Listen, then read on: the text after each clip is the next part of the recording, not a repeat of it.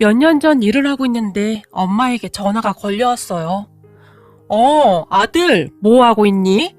뭐라고? 오늘도 20억짜리 상가 계약을 했다고? 역시 우리 아들 능력 있다니까. 남자는 뭐니 해도 능력 아니겠니? 라며 호들갑스럽게 말했어요. 엄마, 그게 무슨 말이야? 말을 알아듣게 해야지. 갑자기 전화해서 그게 무슨 말이야? 지금 파리만 날리고 있구만. 제가 말을 했지만 그래. 바쁘다고? 우리 김 사장이 능력 있으니 오죽 바쁘겠어. 엄마는 우리 아들이 그냥 자랑스럽다.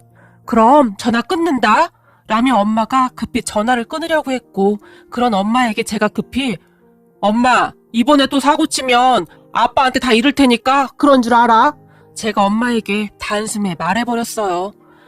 아빠한테 그런 말을 막 하면 안 되지. 네가 그렇게 돈을 많이 버는 줄 알면 아빠가 얼마나 놀라겠니? 알았어. 많이 바쁘지? 전화 끝난다. 엄마가 계속해서 뜬걸음 잡는 소리만 하다가 전화를 끊었어요. 그렇게 끊어진 휴대폰을 멍히 바라보다가는 퍼뜩 정신이 들었고 다시 엄마에게 전화를 걸었지만 엄마는 전화를 받지 않았어요. 사실 엄마가 디스크 수술을 받은 터라 병원에 입원해 있었는데 그때쯤 엄마에게 뜬금없이 전화가 자주 걸려왔었어요. 우리 엄마는 허세가 심한 편입니다. 아니죠. 허세라고 하기에는 돈이 많은 편이긴 해요. 우리 아버지는 평범한 중소기업에서 일을 하셨어요. 그랬기에 월급이 많지 않았다는데요. 결혼하고 엄마가 공인중개사 자격증 공부를 시작했다고 합니다. 엄마 말로는 결혼 후에 아이가 금방 생길 줄 알았다는데 몇 년간 생기지 않았고 하루 종일 아버지의 월급 날짜만 바라보고 살기에는 너무 답답했고 뭐라도 해봐야겠다는 생각이 들더랍니다. 그러던 어느 날 동네에 잘 아는 지인 한 분이 공인중개사 자격증을 따서 부동산 중개업을 하면서 꽤 많은 돈을 버는 것을 보며 나도 한번 해볼까? 당신도 알다시피 내가 기억력 하나는 진짜 좋잖아. 라고 아버지에게 말을 했다고 합니다. 뭐? 공인중개사 자격증? 그거 우습게 보면 안 돼. 내 친구들 중에도 공부하다 포기한 친구들이 많아. 그렇게 호락호락하지 않다니까. 아버지가 엄마의 말을 귓등으로도 듣지 않았다고 하네요.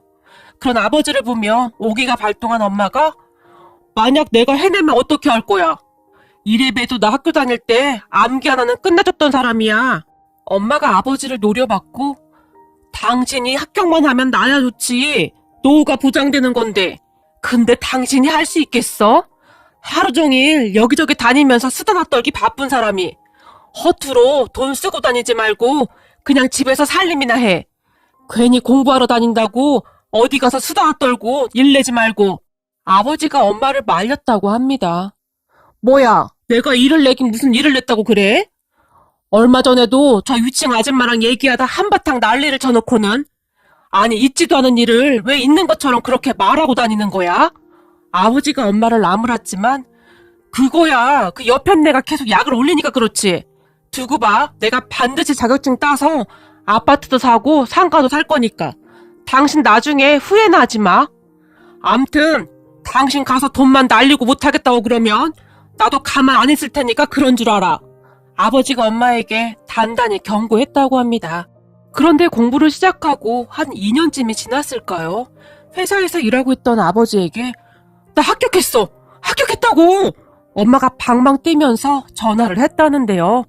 뭐? 합격했어? 거참 별일이 다 있네. 어떻게 시험을 찍어서 합격을 할 수가 있냐? 당신 혹시 찍기 신동 그런 거 아니야? 대단하네. 라는 말을 했답니다. 뭐야 찍었다니. 그동안 내가 얼마나 열심히 공부한 줄 알아? 아주 일을 악물고 했단 말이야. 그때 당시 엄마는 정말이지 밤낮으로 공부만 했다고 하는데요. 아버지 말로는 무슨 고시 공부하는 줄 알았다고 할 정도로 머리에다 그 뭐라더라? 합격이라고 매직으로 적어서 이마에 하얀 청까지 두르고는 집안을 왔다 갔다 할 정도였다는데요. 그 모습이 가관도 아니었답니다. 한 번 할머니가 우리 집에 오셨다가 내가 너무 오래 살았는갑다. 며느리라고 하나 있는 게 도대체가 요상하다 요상해. 아주 그냥 지랄도 풍년이다. 라며 고모에게 하소연을 하기도 했다는데요. 그 뒤 엄마는 바로 실전에 들어갔다는데 알고 봤더니 엄마에게는 부동산 중개 관련 뛰어난 재능이 있었다고 하네요. 그렇게 평소 알고 지내던 부동산에서 밑바닥부터 일을 배워나갔다고 하는데요. 그러던 어느 날 정말 갑작스레 임신이 되었고 제가 태어나는 바람에 엄마가 잠시 일을 쉬었다는데 제가 엄청도 크고 난 다음에 바로 일을 다시 시작했다고 합니다. 엄마는 정말 열심히 일을 배워서 드디어 꿈에 그리던 사무실을 개업했다고 하는데 운이 좋았던 건지 굉장히 잘 됐다고 하네요. 그 뒤 여기저기 나름 투자를 해서 돈을 꽤 많이 버셨고요. 그 덕분에 아버지도 회사를 그만두고 엄마를 돕기 시작하셨고 저도 대학을 졸업하고 공인중개사 자격증을 따서 엄마와 함께 일을 하고 있어요. 그런데 엄마는 가끔 엉뚱한 일을 저지르기도 해서 아버지가 화를 내기도 했지만 큰 사고는 아니었기에 그냥 넘어가곤 했는데요. 그때쯤에는 제 결혼에 집착하셔서는 괜찮은 아가씨만 있으면 저와 짝을 맺어주려고 눈에 불을 켜고 있었어요. 사실 제가 여자친구를 몇 명 사귀었었는데 우리 집이 좀 잘 산다는 걸 알고 접근하기 일쑤였기에 몇 번 크게 데이고 나니 나중에는 여자에게 큰 관심이 없었어요. 그런데 평소 허리가 좋지 않았던 엄마가 종아리에 사이다를 마신 것 같다고 통증을 호소하며 한동안 힘들어했었는데 급기야 허리 디스크 수술로 병원에 입원을 했어요. 엄마는 병실에서 가끔 제게 전화를 해서는 엉뚱한 소리를 하곤 했는데 그날도 허풍 가득한 소리를 하고는 전화를 끊는 거 보니 뭔가 꿍꿍이가 있어 보였어요. 그렇게 일을 마치고 엄마가 입원해 있는 병원에 도착했는데 엄마가 링거를 꽂은 채 저를 끌고 휴게실로 이동했어요. 엄마, 그냥 1인실로 가라니까. 휴게실 소파에 앉자마자 제가 말했지만 싫어. 거긴 혼자 심심하단 말이야. 저기 근데 말이야. 우리 병실에 한 아가씨가 저녁마다 와서 그 아가씨 엄마 병 가느라는데 그렇게 참을 수가 없다. 진짜 진국도 그런 진국이 없다니까. 엄마가 주변을 두리번거리더니 제게 조용히 말했어요. 수술한 사람이 지금 뭐 하는 거야? 그럴 시간에 운동해야지. 걸어다니면서 운동하라고. 알아 이거사. 운동은 열심히 하고 있어. 근데 아가씨가 얼굴도 보통 예쁜 게 아니야. 너 김태희 알지? 탤런트 김태희처럼 생겼어. 난 그런 아가씨는 처음 본다. 얼굴도 예쁘지 성격도 좋지. 며칠 지켜봤는데 살다 저렇게 착한 아가씨는 처음 본다. 아니 어쩌면 그렇게 엄마를 살뜰히 챙길 수가 있어? 거기다 우리들한테도 그렇게 예의 바를 수가 없다니까. 조금 있으면 그 아가씨 올 시간이니까 이따 한번 보고 가. 엄마가 신나서 말했어요. 됐다니까. 엄마가 예쁘다고 하는 걸 보니 그냥 안 보는 게 나을 것 같아. 그리고 제발 이상한 소리 좀 하지 마. 엄마 진짜 자꾸 왜 그래? 근데 이놈의 자식이 엄마가 뭘 이상한 소리를 해. 지금 우리 병실 아줌마들이 그 아가씨랑 자기 아들들이랑 엮어주려고 아주 난리란 말이야. 그러니까 너 정신 똑바로 차려. 엄마가 저를 노려보기까지 했어요.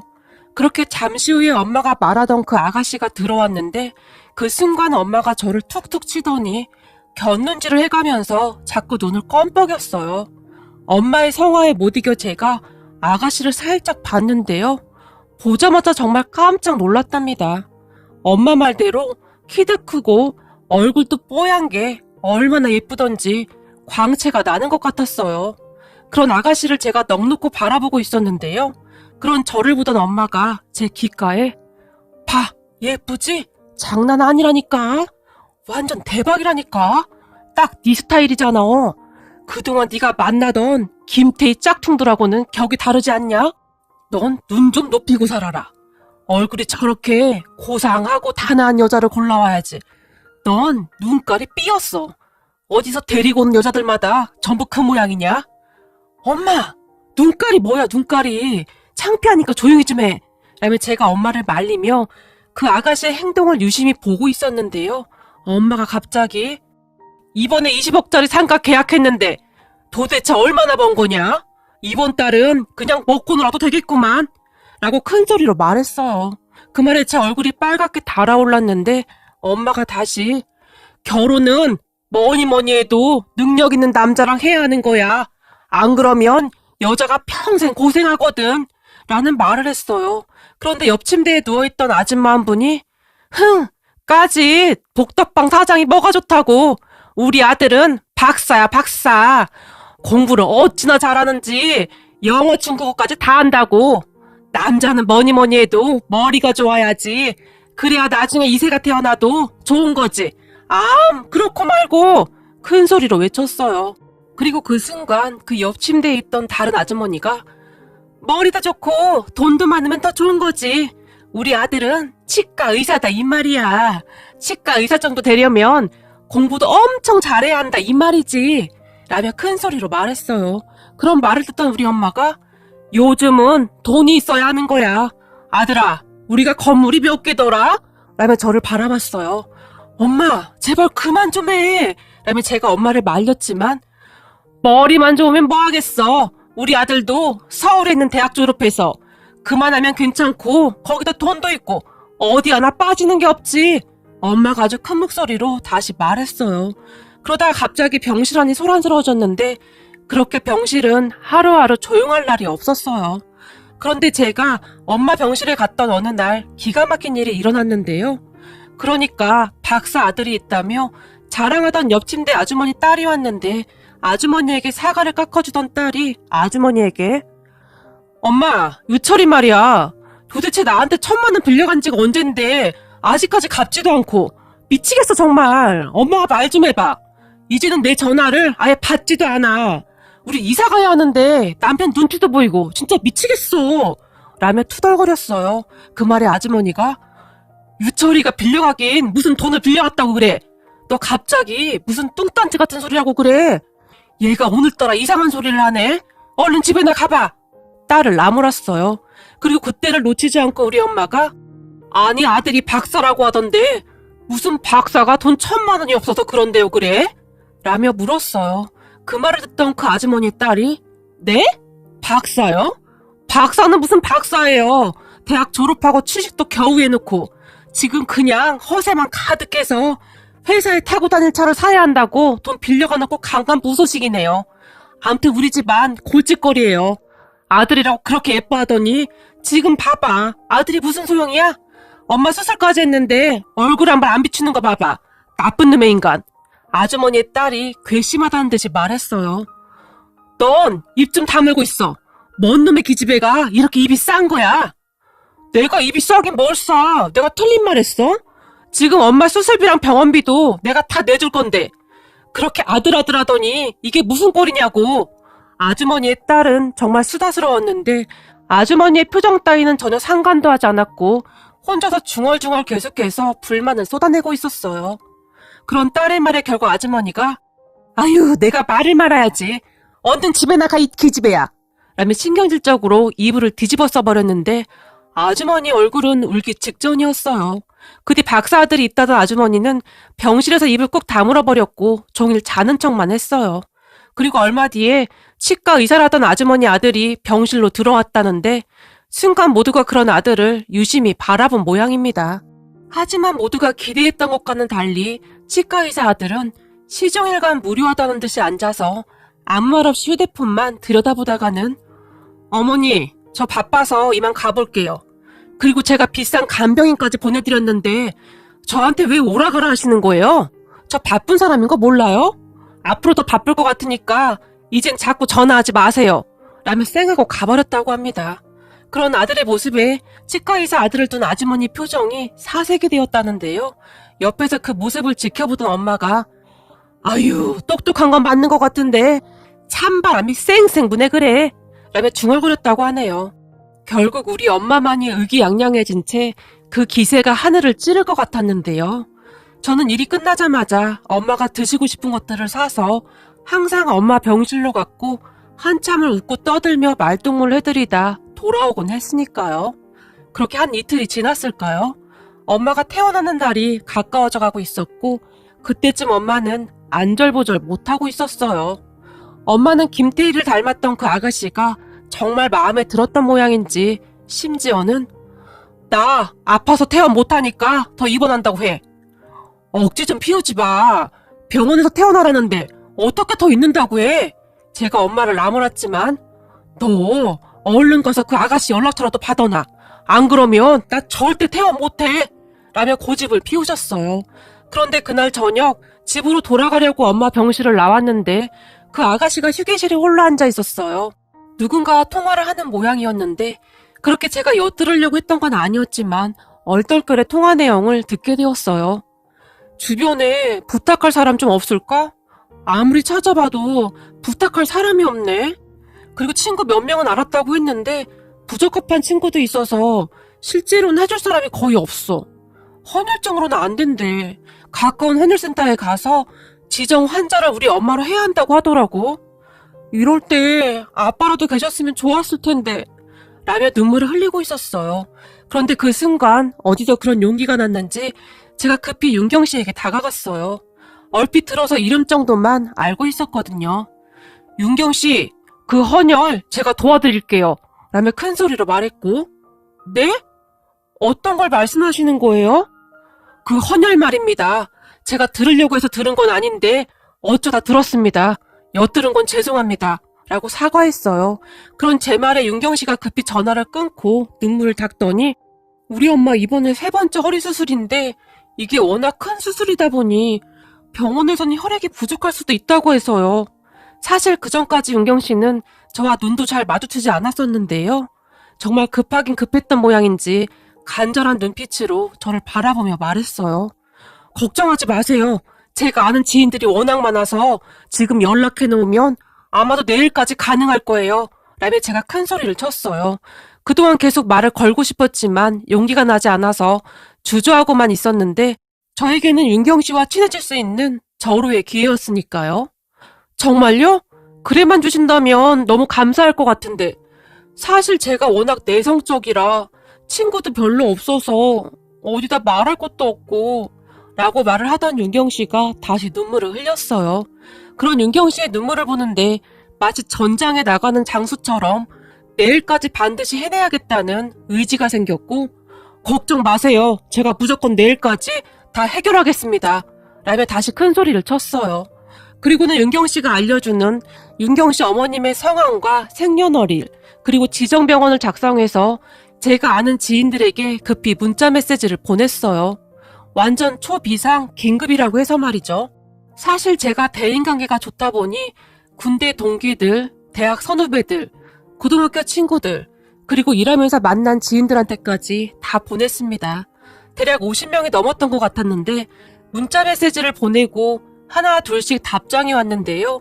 4-5명만 빼고 나머지는 내일 당장 헌혈을 하러 가겠다고 약속을 해왔어요. 나머지 4-5명은 지금 먹는 약도 있고 몸이 안 좋아서 헌혈이 어려울 거라며 미안하다고 했고요. 어찌나 고맙던지 눈물이 다 날 정도였는데 인생 헛살지 않았구나라는 생각마저 들었어요. 그렇게 다음날이 되었고 아침부터 각자 살고 있는 지역에 헌혈의 집 문이 열리자마자 지인들이 헌혈을 하기 시작했는데 무슨 선거 때도 아닌데 인증샷을 찍어서 제게 보내주기도 했어요. 물론 저도 집 근처 헌혈의 집에서 1등으로 지정 헌혈을 했답니다. 정말이지 모두들 너무너무 감사하더라고요. 그 뒤 엄마 말로는 병실로 간호사가 찾아와서 윤경 씨 어머님에게 도대체 어떻게 하신 거예요? 헌혈해주신 분이 어마어마해요. 라며 놀라서 눈을 동그랗게 뜨며 물었고 그 말에 윤경 씨 어머님이 윤경 씨에게 전화를 한 모양입니다. 그리고 제가 도움을 드렸다는 말을 들은 윤경 씨 어머님이 우리 엄마에게 감사합니다. 정말 감사합니다. 제가 어떻게 보답을 해드려야 할지 모르겠습니다. 정말 감사합니다. 라며 눈물을 흘리셨다는데요. 그날 퇴근 후 병실에 들어선 윤경 씨가 우리 엄마를 보며 아드님이 정말 좋으신 분 같아요. 정말 감사드립니다. 라고 다시 감사 인사를 했다고 하네요. 그 말에 우리 엄마의 입이 귀에 걸렸다는데요. 고맙긴 뭐가 고마워요. 어려울 때는 다 같이 도우면서 살아야지. 내가 우리 아들을 그렇게 키웠어요. 인성이 제일 중요하다고 말이죠. 엄마가 아주 신이 나서 말을 했답니다. 그리고 얼마 후 우리 엄마가 퇴원을 했는데 그 헌혈 사건 이후로 윤경 씨가 저에게 마음의 문을 열었고 우리 둘은 조심스레 연락을 주고받게 되었어요. 어느 날은 윤경 씨가 제게 전화를 했는데 저기 엄마 수술 잘 됐어요. 그래서 말인데 제가 너무 감사해서 식사 한번 대접하고 싶은데 혹시 시간 괜찮을까요? 라고 물었어요. 정말요? 저는 항상 시간 있어요. 아니 그냥 시간 엄청 많아요. 제가 큰 소리로 말했고 그 순간 마음속으로는 이 우주의 모든 시간을 멈추게 하고 싶었어요. 그날 저는 윤경 씨와 같이 식사를 하며 더욱 가까워지게 되었는데 윤경 씨 어머님이 퇴원하시던 날에도 제가 직접 재활병원으로 모셔다 드리기도 했어요. 그렇게 윤경 씨와 저는 어느새 연인 사이가 되었어요. 그런 모습에 우리 엄마의 입이 귀에 걸리다 못해 하늘이 돕는구나 도와. 이건 운명이야. 라며 좋아서 어쩔 줄을 몰라 했어요. 윤경 씨는 정말 진국이었는데 그동안 사귀었던 여자들은 허구한 날 명품 타령만 하기 바빴는데 윤경 씨는 그런 것에 전혀 관심도 없었어요. 하지만 윤경 씨는 명품 따위를 걸치지 않아도 그냥 그 자체가 명품이었기에 가만히 있어도 빛이 날 정도였어요. 우리는 그렇게 한두해 연애를 하다가 결혼했어요. 장인어른이 안 계셨기에 장모님은 우리 신혼집 근처로 이사를 오셨고 신혼집에서 본가도 가까웠는데 두 분은 아주 오래전부터 알고 지내던 친한 친구 사이처럼 정말 잘 지내셨어요. 그리고 제가 두 분을 모시고 아내랑 맛집 탐방을 다니기도 했는데 아내가 그렇게 행복해할 수가 없었어요. 그동안 장모님과 둘이서 많이 외로웠다고 했으니까요. 그런 장모님과 아내의 사정을 잘 알고 있었기에 우리 가족 모두 장모님에게 정말 잘했고요. 아내도 우리 부모님에게 그렇게 잘할 수가 없었어요. 어디 하나 나무랄 데가 없는 그런 사람입니다. 비록 우리 엄마가 허세가 좀 있긴 하지만 그런 우리 엄마 덕분에 제 인생이 바뀌었네요. 역시 부모님 말씀을 잘 들어야 하나 봅니다. 연륜이 있으셔서 사람 보는 눈이 다르긴 다르시네요. 오늘도 두 분이서 공원 산책을 다녀오셨는데 우리 엄마가 운동하기 싫어하시는 장모님을 잘 꼬셔서 무리되지 않게 자주 재활운동을 하고 있답니다.